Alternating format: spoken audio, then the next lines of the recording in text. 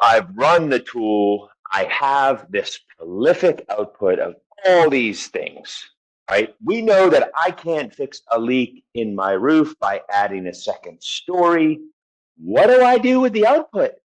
Like, how do I actually work this thing in? So I went to the doctor recently. You may or may not be interested to know my cholesterol was down 20% over last year, right? Because last year I was kind of borderline high. He told me to watch my red meat, my salt intake.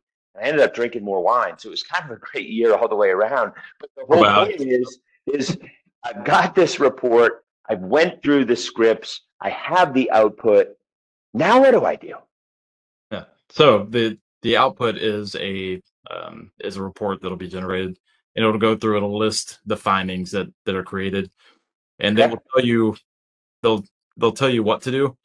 But I put that in air quotes a little bit because you have to look at this and evaluate it for your environment. And this goes back to needing to be somebody who understands this to really secure it.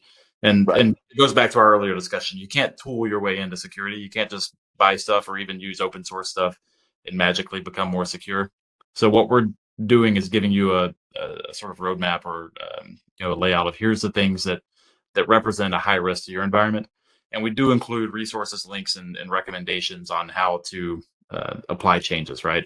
So Got uh, it. And what you're also saying is it's okay to get help. They can call you, they can call me. We know a guy or a gal that can help them at least engage and talk about you may not want to turn this one on in this particular order, those sorts of things. So what you're saying is you're going to give us an output in this tool of the 80 things that we checked for. Some of them are going to be, hey, you probably want to address this. Some may be less critical in nature, but the point is it's okay to get help, right? And to talk to somebody that does this for a living, because obviously, if you knew that you had a problem, you probably would have fixed it already. yeah, exactly. And you can't change anything without having some type of Sort of. second or effects, Got right? it.